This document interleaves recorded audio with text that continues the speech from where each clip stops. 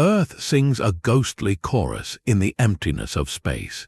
This is not music, but a natural radio signal born in the magnetic shield surrounding our planet. Scientists call them chorus waves, electromagnetic ripples that when sped up sound exactly like a dawn chorus of chirping birds or crickets. It is one of the solar system's most beautiful and bizarre mysteries. By the end of this, you will understand how this cosmic song can both protect our technology and threaten to destroy it. We will uncover why it prefers the morning side of our world and how it acts as a hidden engine for some of space's most dangerous particles. What does the universe sound like when you truly listen? This cosmic symphony begins with a fundamental strangeness.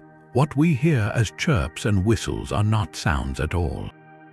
Sound needs air to travel, a medium for its vibrations, and space is a perfect vacuum, utterly silent. Instead, chorus waves are very low-frequency electromagnetic waves, ripples in the invisible fields of force that permeate the cosmos. They are the same family as visible light or radio signals, but vibrating at frequencies thousands of times lower, far below what our ears could ever naturally detect. To hear them, scientists perform a kind of alchemy, taking the raw electromagnetic data and speeding it up, translating those deep, slow ripples into the audible range. This is where the magic happens. The wave's frequency does not stay constant. It sweeps upward in a quick, clean glide. To our ears, that frequency sweep translates directly into a rising tone, a distinct chirp that repeats over and over. When many of these waves occur in a cluster, their individual chirps overlap, creating that iconic soundscape of a celestial aviary or a field of electronic crickets. This entire performance has a very specific stage, the turbulent regions of Earth's radiation belts. These are donut-shaped zones of intense magnetism, trapping swarms of charged particles, a superheated gas known as plasma. It is within this chaotic, electrified soup that free electrons get caught in the planet's magnetic grip, and their spiraling motion becomes the raw energy that sparks the chorus. That celestial chirping depends on a distant and violent power source. The sun itself is the cosmic conductor of this ethereal orchestra, its solar wind the relentless breath that stirs the magnetosphere into song. This wind is not air but a supersonic stream of charged particles, a plasma that blows outward from the sun's corona at speeds over 1,000,000 miles per hour. On a calm day, this creates a steady, manageable pressure against Earth's magnetic shield, a kind of background hum. But the sun is not always calm. Its surface is a tapestry of immense magnetic storms, and when these storms erupt, they can hurl colossal clouds of magnetized plasma directly at us. These are coronal mass ejections, or CMES, and they are the solar system's ultimate shock waves. When one of these billion-ton storms slams into our magnetosphere, the effect is profound. The entire magnetic shield on the sun-facing side gets violently compressed, squeezed inward toward the planet. This compression is like shaking a bottle of soda. It injects a massive surge of energy and supercharged particles deep into the radiation belts. Suddenly, the trapped population of electrons is not just simmering, it is boiling over. This sudden influx of fuel, these freshly accelerated particles, is the critical trigger. Their chaotic motion provides the raw power that amplifies the chorus waves from a faint whisper into a roaring, chirping crescendo. The activity you hear in those sped-up recordings is not random. It is a direct echo of a solar storm that may have happened days earlier, a delayed acoustic signature of violence from our star. The chorus does not just happen, it is powered up, its volume and intensity dial turned by the fury of the sun. This beautiful cosmic song has a dangerous side, a hidden power that transforms it from a mere curiosity into a force of creation and destruction. Those same chirping waves act as a relentless particle accelerator deep within the radiation belts. The process is called wave-particle interaction, and it works like an invisible, endless ocean for charged particles to surf. Picture an electron spiraling along a magnetic field line. When it encounters a chorus wave, the wave's own electromagnetic push can be perfectly timed to give the electron a tiny, rhythmic kick with each pass. It is like pushing a child on a swing at just the right moment. With every synchronized push, the electron gains a little more speed, a little more energy. Trapped within the resonant cavity of the belts, an electron can surf on these waves for thousands of miles, being nudged over and over until it reaches a staggering fraction of the speed of light. Scientists call these relativistic electrons, and they have earned a far more ominous nickname, killer electrons. Their threat is not one of malice but of pure, raw energy. A satellite in orbit is a delicate electronic brain protected by a thin metal shell. When a killer electron, moving at nearly the speed of light, slams into its circuitry, it acts like a microscopic bullet. It can punch through shielding, deposit a charge, and flip the ones and zeros that form a satellite's memory. This single event upset can cause a phantom command, a system reboot, or permanent damage. For an astronaut on the International Space Station or a future mission to the Moon, exposure to this hail of relativistic particles is a serious radiation hazard, a silent storm that can increase cancer risk and threaten vital onboard systems. The chorus, therefore, is not just a soundtrack. It is the hidden engine that forges the very bullets of the space environment, turning the magnetosphere's peaceful melody into a potential symphony of chaos for our technology. The threat is not theoretical. On January 20, 1994, two communication satellites, Anik E1 and Anik E2, operated by Telesat Canada, suffered catastrophic failures within hours of each other. Both were modern, sophisticated spacecraft, but they were orbiting through the heart of the radiation belts during a period of intense geomagnetic activity. The prevailing scientific analysis points directly to a surge of killer electrons, accelerated by chorus wave interactions. These particles flooded the satellite systems, causing massive electrostatic discharges that permanently crippled their momentum wheels, the devices that keep them pointed steadily at Earth. The result was a loss of vital television and data services across Canada for months, requiring a frantic and costly redeployment of backup satellites. This single event underscored a brutal reality. The beautiful chorus from space can, without warning, silence our most advanced technology. It transforms spacecraft design from a purely mechanical challenge into a high-stakes game of cosmic defense. Engineers cannot block the waves themselves, so they must armor their creations against the particles the waves create.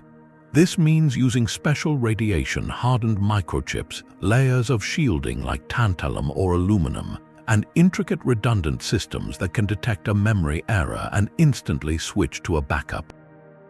Every gram of shielding adds cost and weight, a direct tax imposed by the magnetosphere's hidden orchestra. The chorus, therefore, is more than a scientific mystery. It is a persistent, multi-billion-dollar engineering constraint, a natural force that must be budgeted for and battled against with every satellite we launch into the celestial storm. This natural process reveals an astonishing truth. Earth's magnetosphere operates as the solar system's most powerful particle accelerator, a cosmic counterpart to machines like the Large Hadron Collider at CERN. While our human-built colliders are engineering marvels confined to tunnels deep underground, our planet's version is a dynamic, invisible structure thousands of miles wide, powered not by electricity but by the raw fury of the sun. The fundamental goal is the same: to take tiny particles and hurl them to incredible speeds.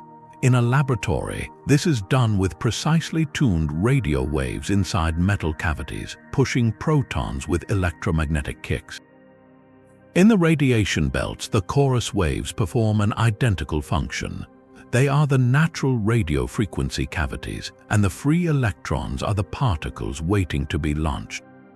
The synchronized push from each rising chirp adds a minuscule amount of energy, but over thousands of miles and countless repetitions, the effect is monumental. Electrons can reach over 99% of the speed of light, energies that would require a human-made accelerator many miles long to achieve. This makes the space around our planet a unique and invaluable laboratory. Physicists cannot recreate the vast, chaotic conditions of a magnetosphere in a lab on Earth.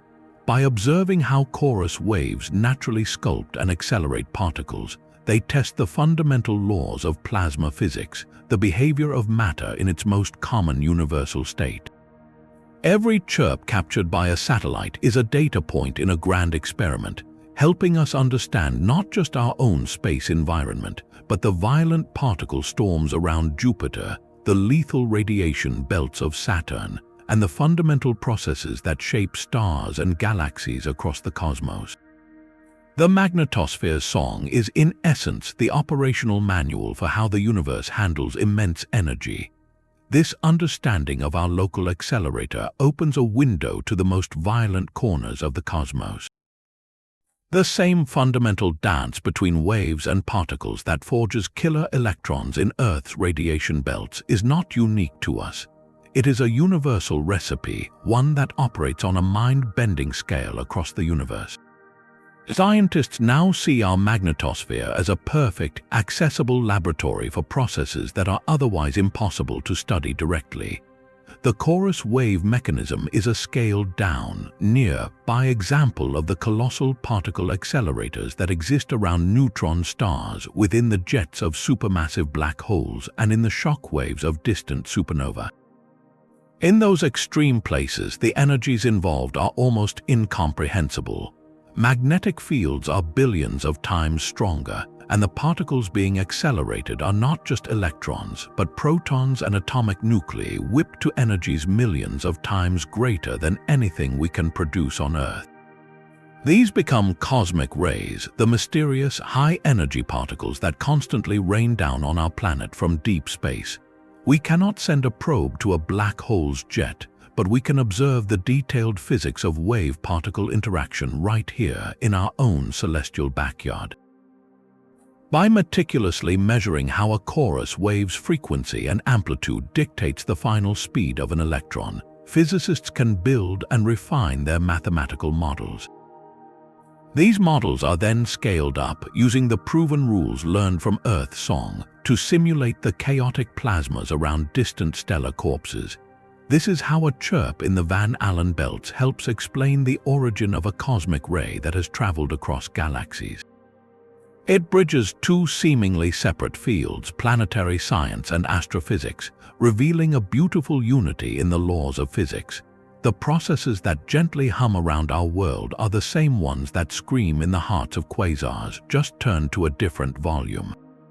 Even stranger than their power is their peculiar schedule. This cosmic chorus has a strict curfew, a profound and mysterious preference for the morning. Scientific observations from countless satellites reveal a clear and consistent pattern. Chorus wave activity does not blanket the planet evenly. Instead, it overwhelmingly favors one specific side, the dawn flank of Earth, the region where local time is around 6 in the morning. If you could map the intensity of these chirps across the magnetosphere, you would see a brilliant, persistent hotspot glowing on that morning side, while the evening side remains comparatively quiet. Why would a fundamental plasma process care about our sunrise?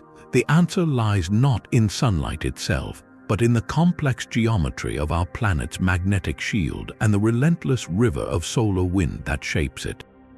Picture Earth's magnetosphere again, not as a perfect bubble, but as a teardrop stretched far out into space on the night side, forming a long magnetotail.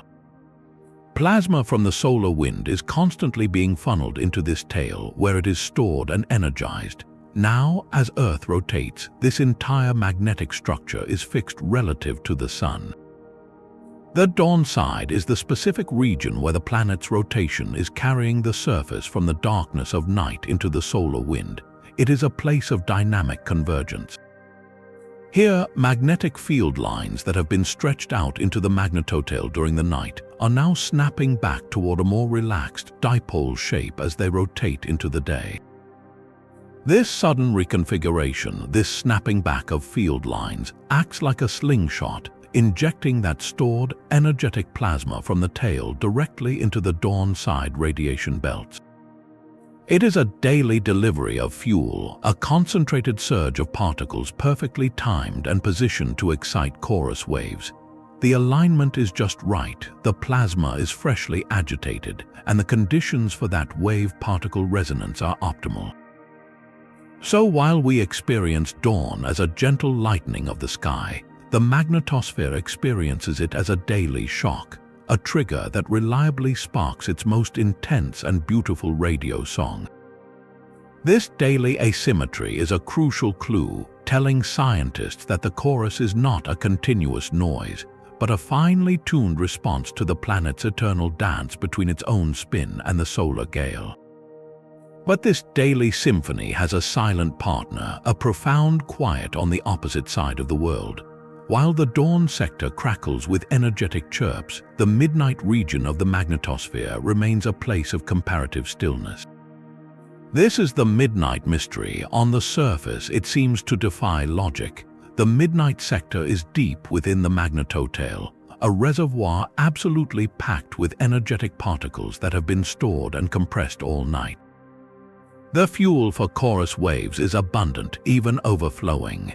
Yet the distinct rising tone chorus is strangely suppressed here. Why would a region so rich in energy fail to sing the same song? The answer lies in the delicate recipe required for chorus. It is not just about having energetic particles, it is about having them in the right configuration with a specific, unstable distribution of energies. The midnight magnetotail is a place of immense stress and stretching, where magnetic field lines are pulled taut like rubber bands. This environment is fantastic for energizing particles, but it often creates a particle population that is too hot, too disorganized. The electrons have such a broad, smooth spread of energies that they lack the sharp, unstable bump on their distribution that acts as the precise trigger for chorus waves. Think of it like trying to start a specific harmonic vibration in a jar of mixed nuts. If the nuts are all different sizes and shapes, the energy dissipates into a general rumble. But if you have a jar filled primarily with identical marbles, a tap can create a clear, ringing resonance. The midnight sector has the nuts, but not the right arrangement of marbles. Instead of the clear chirps of chorus, this region often resonates with other, more chaotic wave modes. You might hear the long, drawn-out descending tones of whistlers, which are lightning energy that has traveled along magnetic field lines from thunderstorms on Earth, echoing through the plasma.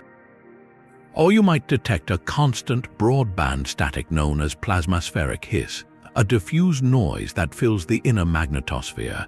The magnetosphere, therefore, is not a single concert hall, but a building with many rooms, each with its own acoustic signature. The dawn side is the chamber orchestra, precise and chirping. The midnight side is a room of rumbles and echoes, and understanding why each room sounds so different is key to mapping the invisible forces that shape the space around our planet. Our planet's dawn chorus is not a solo performance. It is part of a grand, solar system-wide symphony. The same physics that creates those haunting chirps around Earth operates wherever a strong magnetic field meets a sea of plasma. Voyager, Galileo, and Cassini, our robotic ambassadors to the outer planets, have all sent back the same startling data. Jupiter, with its magnetic field 20,000 times stronger than Earth's, sings the chorus with a deafening power. Its radiation belts are the most intense in the solar system, a lethal environment where the wave-particle interactions are amplified to an almost unimaginable scale. The chorus there is not just a collection of chirps, it is a structured, roaring cascade of energy, sculpting electrons into relativistic monsters with terrifying efficiency. Saturn, too, with its beautiful, complex magnetosphere shaped by its moons and rings, produces its own distinct version of the phenomenon. Even tiny, sun-scorched Mercury, with only a whisper of a magnetic field, shows tantalizing hints of similar wave activity in data from the MESSENGER probe. This discovery is profound. It tells us that chorus waves are not a peculiar quirk of Earth's environment. They are a universal language of magnetized plasma, a fundamental process written into the laws of physics itself. Wherever you have a planet with a magnetic shield and a source of energetic particles, whether from the solar wind or a volcanic moon like Io, you will likely find some version of this cosmic song. It is a standard feature of magnetospheres, a repeating pattern that helps us classify and understand these invisible shields across the cosmos. By comparing the chorus of Jupiter to the chorus of Earth, scientists can isolate the variables. What role does magnetic strength play, or the source of plasma, or the tilt of a planet's magnetic axis? Each world becomes a unique experiment, and their combined songs are teaching us the universal rules of how space weather is composed. This universal language of plasma speaks with a voice of staggering power. To measure the intensity of these waves, scientists use a concept called power density, the amount of energy flowing through a given area. The numbers they find are almost unbelievable. In the most active regions of the radiation belts, the power density of chorus waves can be millions, even tens of millions of times more intense than a typical man-made radio transmission. Think about the strongest radio signal you can imagine, a powerful broadcasting tower sending music or news across a continent. Now amplify that signal a millionfold. That is the raw electromagnetic energy contained in the chorus. It is the difference between a single person whispering in a quiet room and the full, crushing wall of sound at the peak of a rock concert. All of this energy is not carried by sound, but by those pure electromagnetic ripples propagating with incredible force through the near-perfect vacuum of space.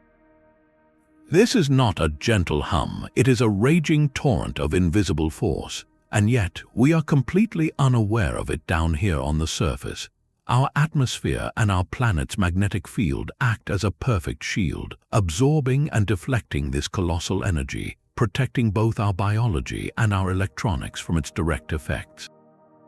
But for anything above that protective blanket, this impossible volume is the ambient noise of their environment. It is the energetic medium through which satellites must fly and astronauts must work, a constant, powerful reminder that the quiet of space is an illusion. The void is filled with a silent, screaming storm of natural radio power, conducting its own incomprehensibly loud symphony just a few hundred miles above our heads. This immense power has a surprising earthly collaborator. While the solar wind provides the primary energy, the chorus can find its precise rhythm from a source much closer to home, from the violent thunderstorms raging in our own atmosphere. The connection is a faint but persistent whisper of radio waves leaking upward from every lightning strike on the planet. When a colossal bolt of lightning hits the ground, it does more than create thunder and light. It acts as a momentary, natural radio tower, blasting out a pulse of energy across the entire electromagnetic spectrum. Most of this energy is absorbed or reflected, but a specific, very low frequency band, known as extremely low frequency or ELF waves, has a unique property. These waves can travel along Earth's magnetic field lines, escaping the atmosphere and propagating deep into the magnetosphere. They ride the invisible highways of our planet's magnetism all the way out to the radiation belts. There, amidst the superheated plasma, these ELF waves from a distant storm can interact with the population of electrons. They do not create the chorus from nothing, but they can act as a seed, a subtle nudge that helps organize the chaotic motions of particles, triggering or modulating the onset of those characteristic rising tone chirps. It is a faint signal from a terrestrial tempest helping to conduct the celestial symphony. This creates a profound feedback loop between two seemingly separate domains. The weather systems in our lower atmosphere, with their towering cumulonimbus clouds and electric fury, can directly influence the behavior of the space weather environment hundreds of miles above. A cluster of intense thunderstorms over the equator could, in theory, send a cascade of ELF pulses into the magnetosphere, subtly altering the chorus activity that then goes on to accelerate killer electrons. It means the forces that threaten a satellite circuitry may have been partially initiated by a storm cloud over the ocean days earlier. Our planet systems are not isolated. The drama of a lightning flash is connected to the silent, relativistic drama of the radiation belts, linked by the invisible threads of magnetism and radio waves, proving that Earth sings its space chorus with a voice shaped both by the sun and by its own stormy heart. This celestial noise has a hidden purpose, shaping the very architecture of the radiation belts themselves. Intense chorus waves do more than just accelerate particles. They can carve out an invisible barrier, a natural wall in space that protects the inner regions near Earth. This discovery came from detailed maps of the belts, which revealed a surprisingly sharp boundary, a zone where the population of the most dangerous ultra-relativistic electrons simply drops off a cliff. For years, scientists wondered what could possibly hold them back. The answer lies in a different kind of wave, a constant diffuse static known as plasmaspheric hiss. This hiss fills the inner magnetosphere, a steady electromagnetic whisper generated by the chorus waves themselves and other disturbances. While chorus waves act like a focused slingshot, giving electrons a synchronized push, plasmaspheric hiss behaves like a chaotic scattering field. Imagine trying to walk in a straight line through a room where hundreds of people are randomly bumping into you from all directions. Your forward progress would be constantly disrupted, your path becoming a zigzag. That is what hiss does to relativistic electrons. As these high-speed particles spiral inward, attempting to penetrate closer to our planet, they encounter this omnipresent static. The hiss scatters them, knocking them off their magnetic field lines and causing them to collide with atoms in the upper atmosphere, where they safely dissipate their energy in a faint glow of light. This creates a natural and remarkably effective shield. The very waves that forge the killer electrons in the outer belts also generate the static that confines them, preventing a relentless bombardment of our orbital space. It is a self-regulating system, a built-in defense mechanism within our magnetosphere. This invisible barrier is not a solid wall, but a dynamic zone of electromagnetic weather, constantly adjusting its strength with the fury of the sun, standing guard against the most extreme particles our star can send our way. The story of this cosmic chorus took a revolutionary leap forward in the year 2012. That was the year NASA launched two identical Sentinels on a singular mission, the Van Allen probes. For 7 years, these twin spacecraft performed a precise, dangerous dance, flying directly through the heart of the most intense radiation regions humanity has ever dared to explore. Their sole purpose was to listen and measure, to finally understand the forces that shape the belts. Previous satellites had given us snapshots, brief glimpses as they passed through. But the Van Allen probes were built to endure, to live within the storm. They provided the first continuous, high-resolution data stream from inside the accelerator itself. It was like replacing a grainy, distant photograph of a thunderstorm with a live, ultra-high-definition video taken from inside the clouds. For the first time, scientists could see chorus waves not as a statistical blur, but as individual, intricate events. The probes captured the detailed structure of each wave packet, revealing how they are born, how they grow, and how they ultimately fade. They measured not just the presence of the waves, but their exact electric and magnetic signatures with stunning precision. This data allowed researchers to perform a kind of cosmic detective work, directly linking a specific cluster of chirping waves observed at one moment to a measurable jump in electron velocity detected just moments later.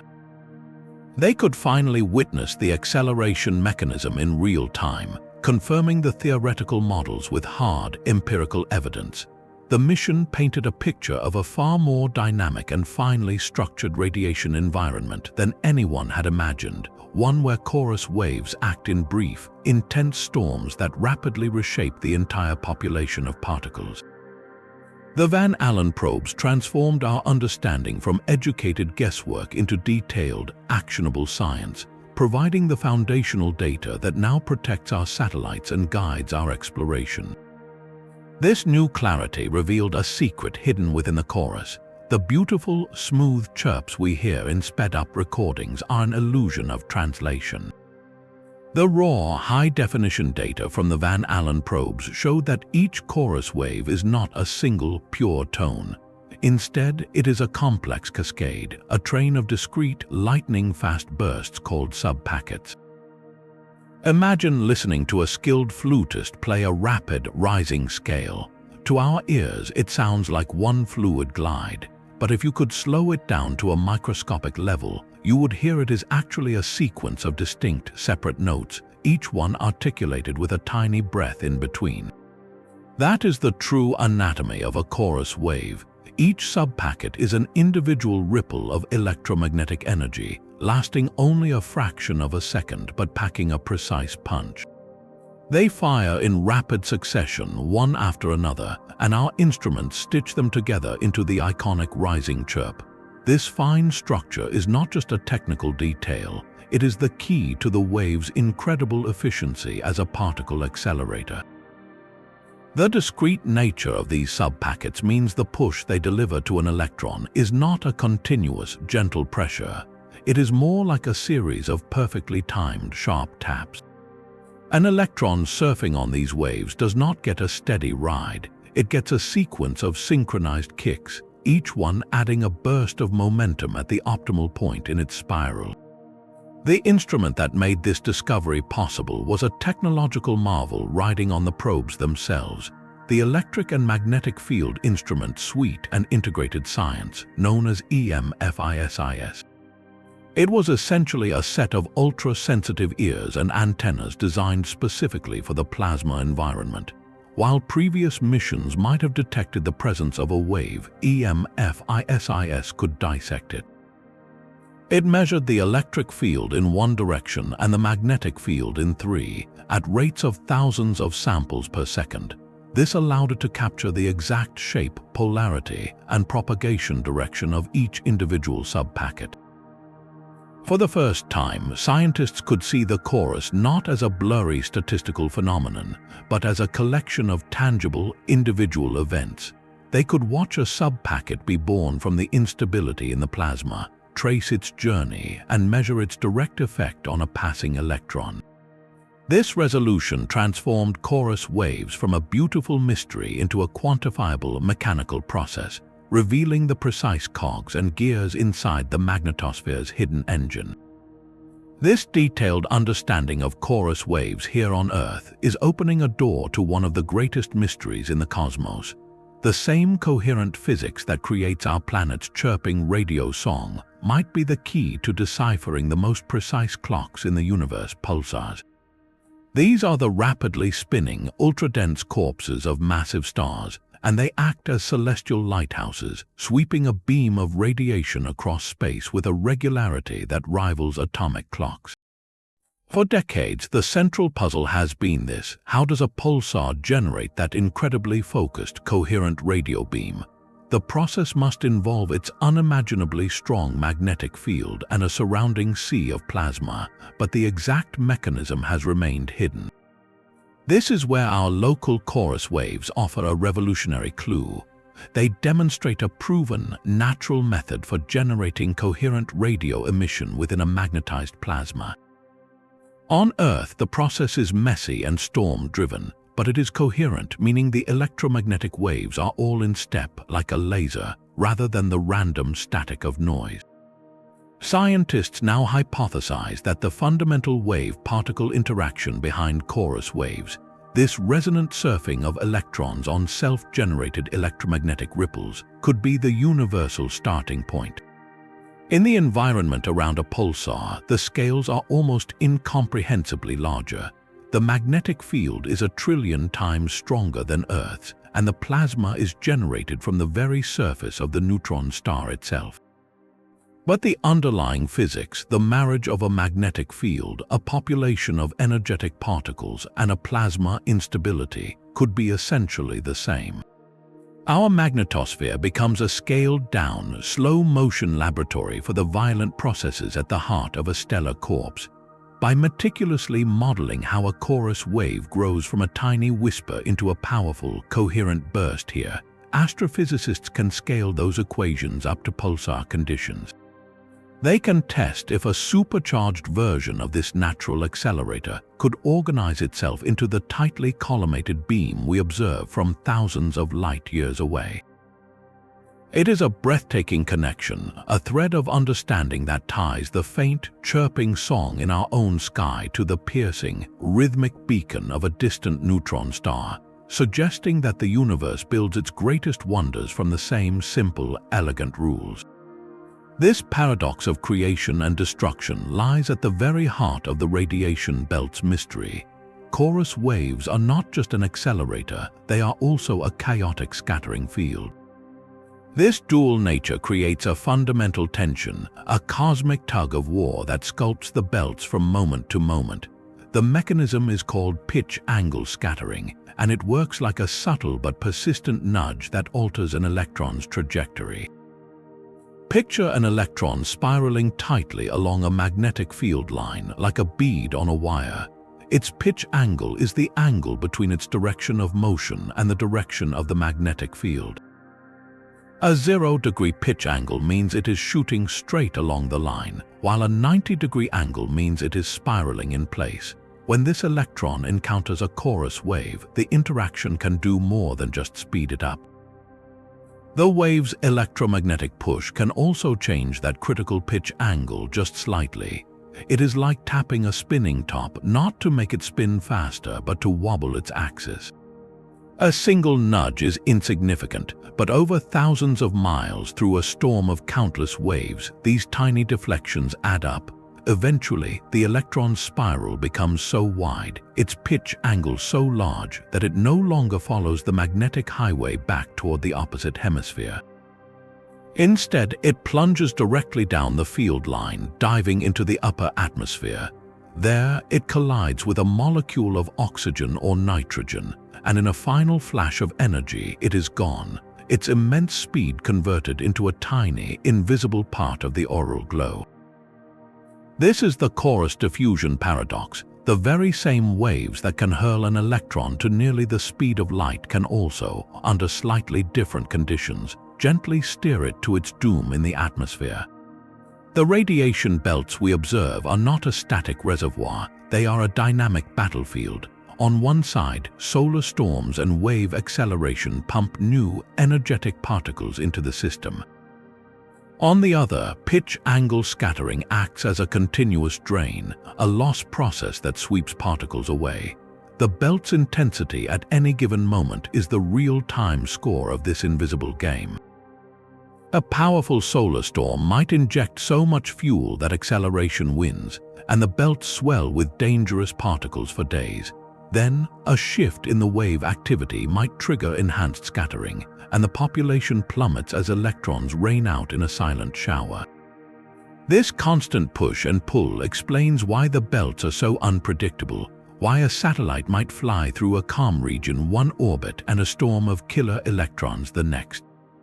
The beautiful, chirping song is the soundtrack to this eternal struggle, a force that both forges the bullets and decides where they finally fall. This constant cosmic tug-of-war is now the focus of a critical, practical science. The ultimate goal is to transform our understanding of chorus waves into a reliable forecast, a space weather report for the radiation belts. Modern prediction models no longer treat the belts as a simple, passive reservoir of particles. Instead, they attempt to simulate the dynamic battle between acceleration by chorus waves and loss by scattering, using real-time data from satellites and solar observatories. The challenge is immense, like trying to predict the exact pattern of ocean waves in a hurricane, but the stakes are the safety of our orbital infrastructure. After a major solar storm slams into the magnetosphere, forecasters do not just track the initial blast. They monitor for the telltale signs of rising chorus wave activity in the dawn sector, the signature that the natural particle accelerator has been switched on. Sophisticated computer models ingest this data, running complex physics equations to simulate how the waves will interact with the freshly injected electrons. Will this event trigger a rapid, dangerous surge of killer electrons, or will scattering processes dominate and keep the belts relatively tame? The accuracy of that prediction hinges entirely on how well the models capture the chaotic, fine-scale behavior of the chorus. Getting it right means satellite operators can be warned. They can place sensitive instruments in a safe mode, postpone critical maneuvers, or reorient their spacecraft to present a more shielded face to the storm. This turns decades of pure scientific curiosity into an operational shield. Every chirp analyzed, every sub-packet decoded, adds another piece to the predictive puzzle, moving us from reacting to space weather disasters like the Anik satellite failures toward anticipating and mitigating them. The beautiful, mysterious song of the magnetosphere is slowly becoming a language we can interpret, not just to admire, but to protect the delicate electronic heartbeat of our modern world. The silent rain of killer electrons may be etching its signature into the very air we breathe. When those chorus-accelerated particles are finally scattered into the atmosphere, they do not vanish without a trace. Their immense energy is a catalyst, sparking a cascade of chemical reactions high above the clouds. This creates a hidden bridge between the drama of the magnetosphere and the delicate balance of our planet's upper atmosphere. Picture one of those relativistic electrons guided by a chorus wave's final nudge, screaming down toward Earth at nearly the light speed. It does not simply fizzle out. As it plummets through the thin air 60 to 100 kilometers up, it acts like a microscopic wrecking ball, slamming into molecules of nitrogen and oxygen with enough force to tear them apart. This violent process, called impact ionization, strips electrons from the atoms, creating a trail of charged ions and free electrons in its wake. But the transformation does not stop there. The broken pieces, the highly reactive atoms and molecular fragments, immediately begin recombining in new and unusual ways. One of the most significant products is nitric oxide. In the sunlit upper atmosphere, normal chemistry produces this compound slowly, but the electron rain from a geomagnetic storm can manufacture it in sudden, concentrated bursts. Why does this matter? Nitric oxide is a potent destroyer of ozone in the middle atmosphere. A single molecule can catalyze the breakdown of many ozone molecules before it is itself removed. This means a major solar storm, with its chorus-driven electron downpour, could potentially punch a temporary, invisible hole in certain layers of ozone, not over the poles from human chemicals, but directly over the auroral zones from natural space weather. The effect is likely short-lived, a matter of days or weeks, but it reveals a profound interconnection. The same electromagnetic waves that threaten our satellites are also capable of tweaking the planet's chemical sunscreen, linking the chirping song of the radiation belts to the invisible chemistry that shields life below. That same science protecting our satellites has also inspired a new kind of music. The raw, converted audio of chorus waves has escaped the laboratory, becoming an artistic muse from the depths of space. Composers and sound artists have taken these otherworldly chirps and whistles, these electromagnetic echoes of solar storms, and woven them directly into symphonies and immersive installations. You can hear the unaltered chorus waves sped up for our ears, forming the haunting backbone of orchestral pieces, where the strings and brass seem to converse with the cosmos itself. In planetariums around the world, this soundscape provides the authentic soundtrack to visualizations of Earth's magnetosphere, making the invisible forces of space not just seen but felt and heard. It transforms a complex plasma physics phenomenon into a shared sensory experience. There is something deeply resonant and strangely familiar in these tones. They do not sound synthetic or alien, but eerily organic, like a field of crickets or a dawn chorus of birds on a distant, electromagnetic world. This artistic adoption does something profound. It bridges the vast, intimidating gap between hard scientific data and human creativity. By listening to the Magnetosphere's song, we are not just analyzing data points, we are connecting with our environment on an emotional, almost primal level.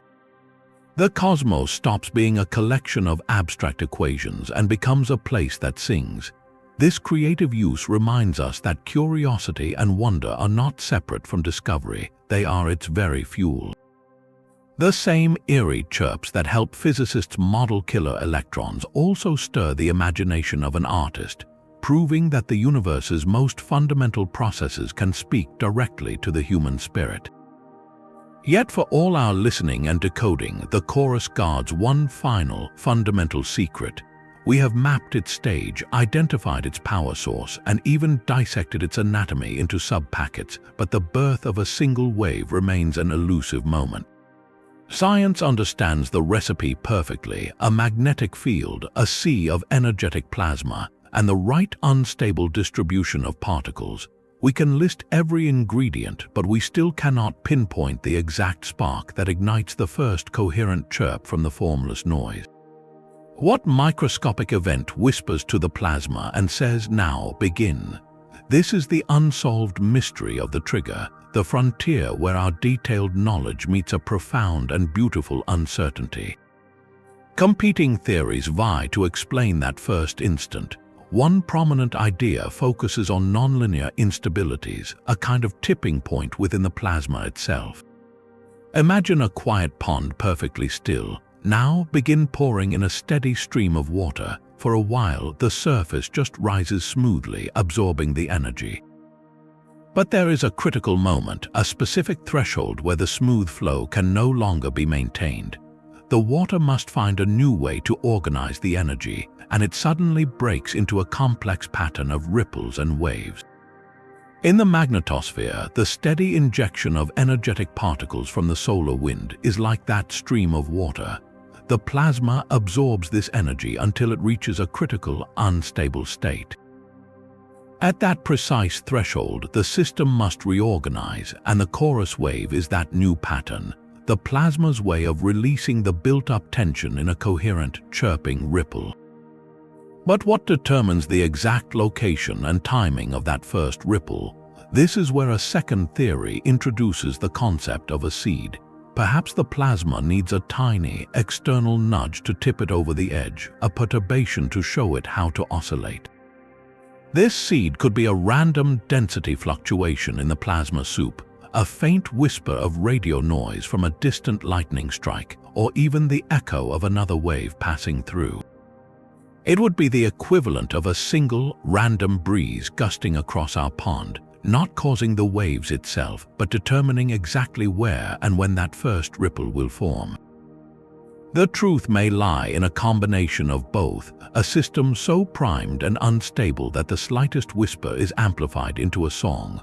This mystery is not a sign of failure, but a beacon for the next generation of discovery. New missions with even more sensitive instruments are being designed to listen closer, to capture that fleeting moment of creation. Each unsolved chirp is an invitation, a reminder that the most beautiful songs often begin with a silence we do not yet understand. The cosmic chorus is a force of beautiful contradictions. It is a song born from silence, a protective shield forged by the same engine that builds celestial bullets. Our journey through these strange facts reveals a phenomenon far richer than a simple radio signal. Chorus waves are the vibrant, dynamic heartbeat of Earth's magnetosphere, a hidden system where fundamental physics plays out on a planetary scale. They connect us in a continuous loop of energy from the violent eruptions on our sun, through the silent acceleration in the radiation belts, down to the subtle chemistry of our own upper atmosphere. This is not just Earth's story. The same physics orchestrates the radiation symphonies of Jupiter and Saturn, and may even explain the precise ticking of distant pulsars. We have learned to listen to this chorus not only with scientific instruments but with a sense of wonder, hearing in its chirps both a warning and a wonder. It reminds us that our planet is not an isolated island, but an active participant in the solar system's eternal weather. You can hear this for yourself. A simple search online will bring you recordings from NASA and other space agencies, the raw, sped-up voice of our magnetosphere. Listen to it and remember that every chirp is a story of solar storms, accelerating particles, and invisible magnetic fields. Stay curious about the hidden forces shaping the space around our world, and if you want to explore more cosmic mysteries like this one, subscribe and join us for the next deep dive into the universe's secrets.